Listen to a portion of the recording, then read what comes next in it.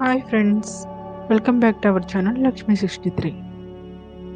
అష్టాదశ పురాణాలు. పురా అపి నవీనం పురాణం. పాతదైనా ఇప్పుడు కొత్తగా ఉండేది పురాణం. అష్టాదశ పురాణాల ఆవిర్భావం. బ్రహ్మదేవుడు ధ్యానంలో ఉన్నప్పుడు ఆయన హృదయ గృహ నుండి ఓంకారం శబ్దం ఆవిర్భవించింది. ఓంకారం సకల మంత్రాలకు బీజాక్షరం అయ్యింది. ఓంకారం నుండి ఆ నుండి హా వరకు గల అక్షరాలు సర్వ, రజో, తమో అనే త్రిగుణాలు, ఋగ్వేదం, యజుర్వేదం, సామవేదం, అధర్వణ వేదం అనే చతుర్వేదాలు, భూ, భోహ, సువహ అనే త్రిలోకాలు, జాగృత్, స్వప్న, సుసుప్తి అవస్థలు ఉద్భవించాయి. వేదాలను అర్థం చేసుకోవడం ప్రజలకు క్లిష్టమైనది కనుక వేదవ్యాసుడు వేద ఉపనిషత్తుల సారంతో అష్టాదశ పురాణాలు రచించాడు. పురాణాలను వ్యాసుడు తన శిష్యుడైన రోమ మహర్షునికి చెప్పాడు.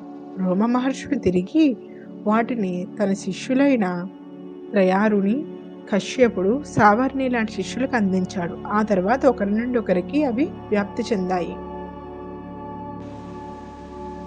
మొత్తం అష్టాదశ పురాణాలు 18. ఈ అష్టాదశ పురాణాలను మనం సులభంగా గుర్తించుకునేందుకు సత్రయాగం జరుగుతున్నప్పుడు అష్టాదశ పురాణాలను తెలుపుతూ సూతుడు ఋషులకు చెప్పిన శ్లోకం ఒకటి ఉంది. మద్వయం బద్వయం చైవ భత్రయం వచతుష్టయం అనాపలింగ కూస్కాని పురాణాని పృథక్ పృథక్. మద్వయం అంటే మా అనే అక్షరంతో ఉన్న 2 పురాణాలు, మత్స్య పురాణం, మార్కండేయ పురాణం. బద్వయం అంటే బా అనే అక్షరంతో ఉన్న 2 పురాణాలు, భాగవత పురాణం, భవిష్య పురాణం. భ్రత్రయం అంటే బ్రా అనే అక్షరంతో ఉన్న 3 పురాణాలు, బ్రహ్మ పురాణం, బ్రహ్మ వైవర్త పురాణం, బ్రహ్మాండ పురాణం. వచతుష్టయం అంటే వా అనే అక్షరంతో ఉన్న 4 పురాణాలు, విష్ణు పురాణం, వరాహ పురాణం, వామన పురాణం, వాయు పురాణం. అనాపలింగ కూస్కాని. ఆ అంటే అగ్ని పురాణం, నా అంటే నారద పురాణం, పా అంటే పద్మ పురాణం, లింగ్ అంటే లింగ పురాణం, గా అంటే గరుడ పురాణం, కు అంటే కూర్మ పురాణం, స్కా అంటే స్కంద పురాణం. ఇలా మొత్తం మనకి 18 అష్టాదశ పురాణాలు ఉన్నాయి. ఈ అష్టాదశ పురాణాలు 3 వర్గాలుగా విభజించబడ్డాయి. వైష్ణవ పురాణాలు, బ్రహ్మ పురాణాలు, శైవ పురాణాలు.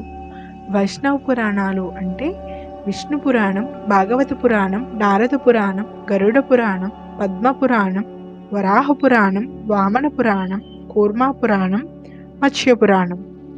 బ్రహ్మ పురాణాలు అంటే బ్రహ్మ పురాణం, బ్రహ్మాండ పురాణం, బ్రహ్మ వైవర్త పురాణం, మార్కండేయ పురాణం, భవిష్య పురాణం. శైవ పురాణాలు అంటే శివ పురాణం, లింగ పురాణం, స్కంద పురాణం, అగ్ని పురాణం. అష్టాదశ పురాణాలలో వైష్ణవ పురాణాలు సాత్విక గుణాన్ని, బ్రహ్మ పురాణాలు రాజస గుణాన్ని, శైవ పురాణాలు తామస గుణాన్ని కలిగి ఉంటాయి. Friends, thank you for watching my video. Please like and subscribe my channel.